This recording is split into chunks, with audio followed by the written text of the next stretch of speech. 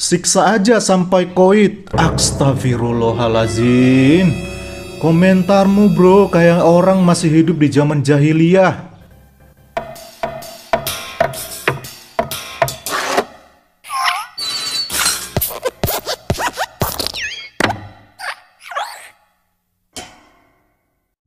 Shalom saudaraku, bertemu kembali dengan saya di Risans Channel dan saya harap teman-teman semua dalam keadaan sehat dan juga diberkati oleh Tuhan kita Yesus Kristus.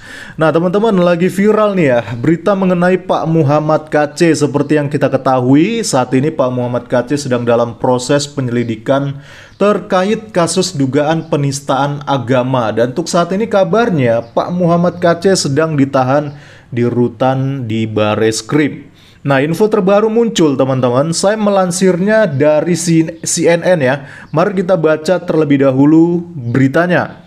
Judulnya dituliskan, Polri sebut KC masih di rutan usai diduga dianiaya. 17 September 2021.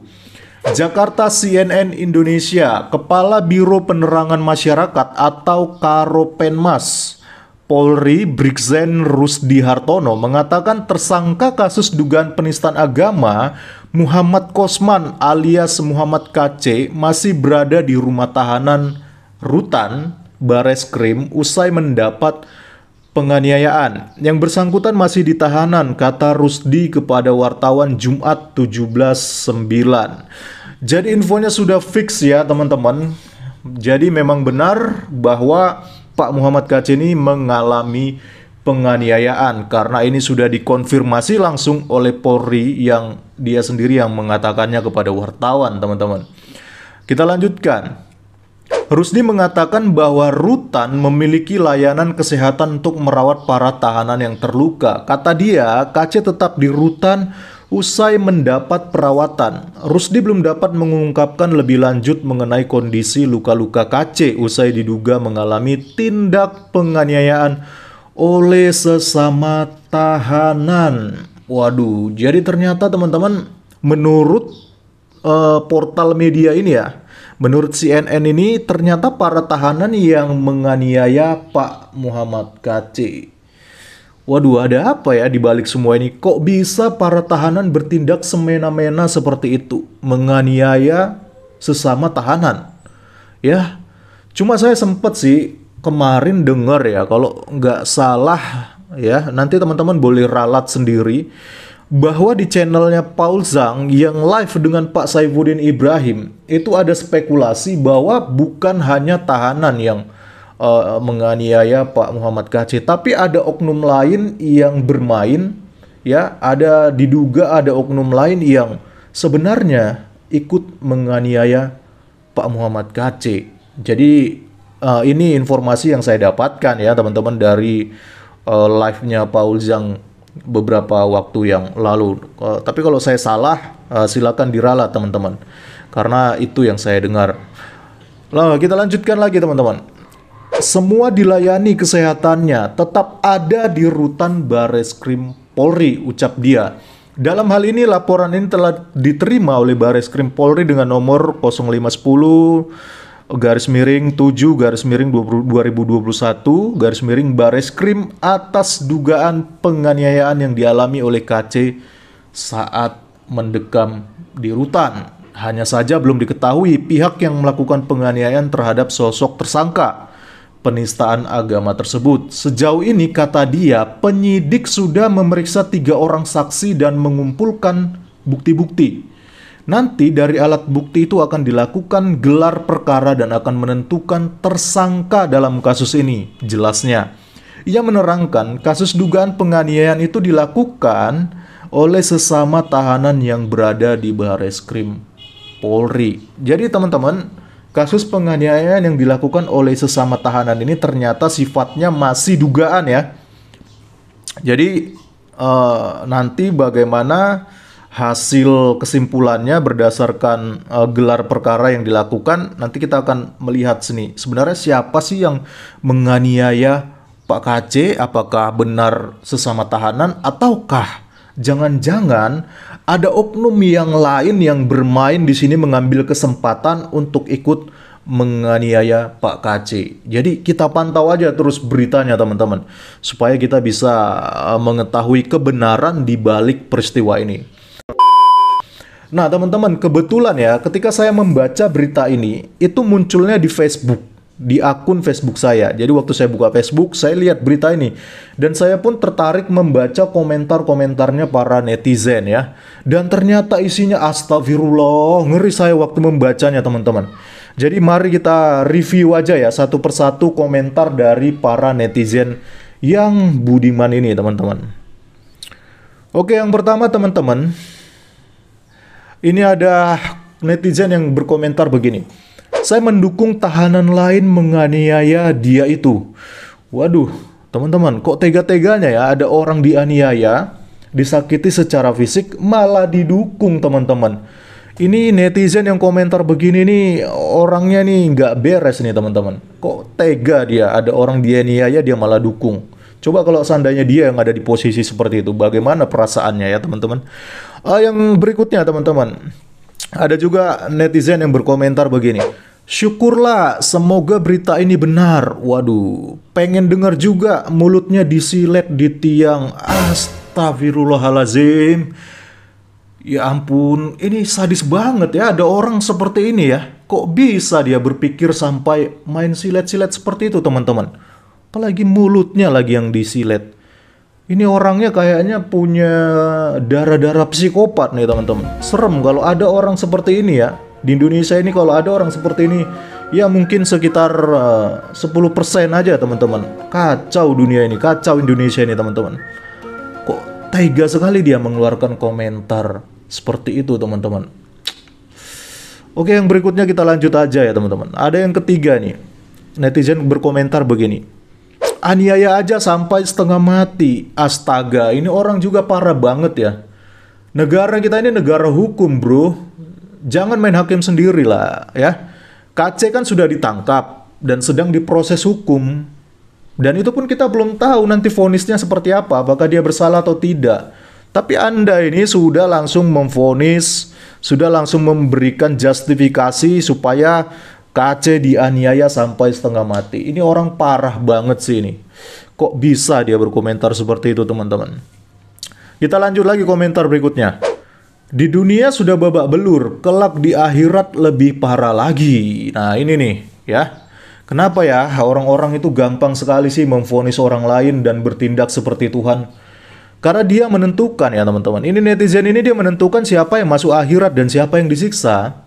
Ya padahal saya yakin orang yang komen begini nih, hidupnya belum tentu benar. Ya, jadi sayang sekali ya. Mereka terdoktrin dengan ajaran-ajaran seperti ini yang ngakunya beragama, tapi nggak ada sifat humanisnya sama sekali teman-teman. Jadi perlu dipertanyakan ini. Memang orang beragama atau bagaimana ini? Kok sampai bawa akhirat segala, ya?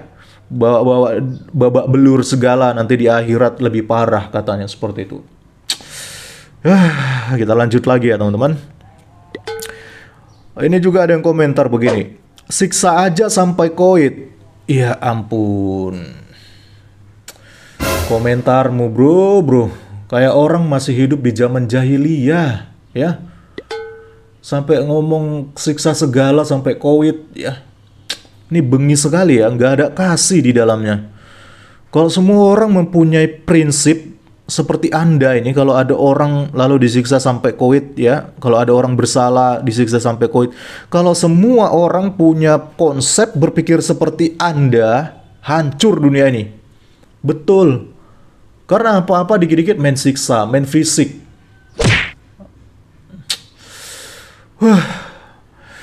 Oke lah, kita lanjut lagi aja teman-teman. Nah, ini nih yang paling parah teman-teman, ya. Datang dari seorang netizen juga nih. Kita baca komentar. Halal darahnya orang yang menista agama Islam. Ini nih yang paling sering gua temuin teman-teman. Saya sebenarnya sudah mencoba untuk berpikir positif ya, bahwa itu Islam itu memang adalah agama yang damai, agama yang baik dan lain-lain. Karena banyak ustadz-ustadz baik ya, ustadz-ustadz yang mereka ini positif gitu ya, yang mengajarkan tentang nilai-nilai seperti ini, mengasihani orang lain, tidak membenci sesamanya, tidak mengkafir-kafirkan orang lain sembarangan, ya. Saya mencoba berpikir positif dengan adanya ustadz-ustadz yang baik seperti ini. Cuma di satu sisi ketika saya melihat banyaknya komentar seperti ini yang saya temui, ya. Bahkan bukan hanya dalam bentuk komentar, ya. Beberapa ustadz di YouTube, mereka juga ada yang punya doktrin seperti ini. Dikit-dikit main halal, dikit-dikit main halal. Kayak si siapa itu kemarin? Agustan. Lalu siapa lagi? Saya lupa beberapa referensinya teman-teman. Tapi pasti teman-teman pasti tahu lah. Itu bukan hanya 1-2 orang ustadz saja yang punya prinsip atau doktrin seperti itu ya teman-teman. Ya. Jadi teman-teman, akhirnya saya yang tadinya berpikiran positif terhadap ustadz-ustadz yang baik, yang nggak gampang mengkafirkan orang, nggak gampang melabeli halal darah orang gitu ya, itu langsung buyar gitu ketika melihat ada komentar-komentar seperti ini, ya, yang katanya Islam adalah agama damai. Tapi kalau komentarnya seperti ini, bagaimana kita bisa berpikir positif bahwa Islam itu adalah agama damai ya teman-teman. Jadi tolonglah, kalau memang pun ini adalah ulah-ulah oknum gitu ya, kalian mengklaim bahwa ini adalah, oh itu oknum, itu bukan Islam yang sesungguhnya, itu oknum.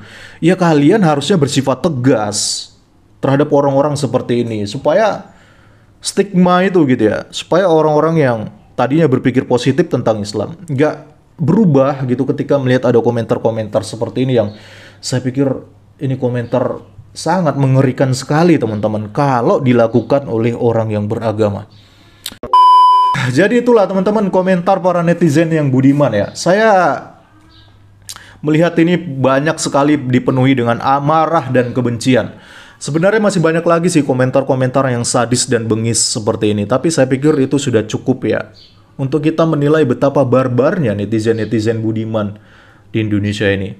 Mungkin bagi mereka Pak KC ini salah karena sudah dianggap melecehkan nabi mereka. Tetapi padahal Pak KC kan hanya menyampaikan ucapannya, dan itu dia sampaikan memakai dalil, bukan sekedar asumsi dia doang. Jadi ya kalau kalian merasa punya kapasitas, kalian paham tentang apa yang disampaikan Pak KC, ya dibantah aja supaya clear, supaya lurus gitu ya. Mana yang benar sebenarnya? Pak KC kah? Atau kalian kah yang memvonis, yang menjudge, yang memberikan komentar-komentar seperti ini? Ya, jadi bukan malah menunjukkan sifat kebencian dan kebengisan yang sangat mengerikan seperti itu. Yang katanya padahal makhluk beragama ya. Tapi masa makhluk beragama menyelesaikan masalah dengan kebencian dan kekerasan? Jadi perlu dipertanyakan ini agama seperti ini teman-teman. Ya kalau ada sesuatu yang salah yang menurut kalian gak pas, kalau kalian punya kapasitas ya diluruskan supaya kelihatan gitu loh. Mana sebenarnya yang punya kapasitas, mana sebenarnya yang benar, yang betul gitu ya. Jadi orang pun teredukasi, orang pun mengerti, paham. Tapi kalau segala sesuatunya harus diselesaikan dengan kekerasan untuk membungkam, untuk menyelesaikan masalah, ini nih pasti ada sesuatu yang gak beres di sini teman-teman. Wah, imbasnya teman-teman dari kejadian ini, akhirnya Pak KC pun melaporkan tindakan penganiayaan ini. Dan polisi sudah mengantongi 3 nama untuk diperiksa. Ya kita lihat aja lah bagaimana pihak aparat akan menyelesaikan masalah ini. Semoga semuanya serba transparan dan adil ya teman-teman. Sehingga nggak ada pihak yang merasa dirugikan atas kejadian ini. Oke lah, mungkin itu aja yang bisa saya sampaikan di video kali ini. Ya yang intinya saya ingin berbagi informasi kepada teman-teman. Ya seperti inilah keadaan situasi yang terjadi dengan Pak KC dan bagaimana kita melihat beragam komentar dari para netizen. Dan kalian pasti sebagai orang-orang yang memiliki akal dan budi pasti bisa menilai sendiri apa yang saya sampaikan di dalam video kali ini. Terima kasih, salam kritis, Tuhan Yesus memberkati. Shalom.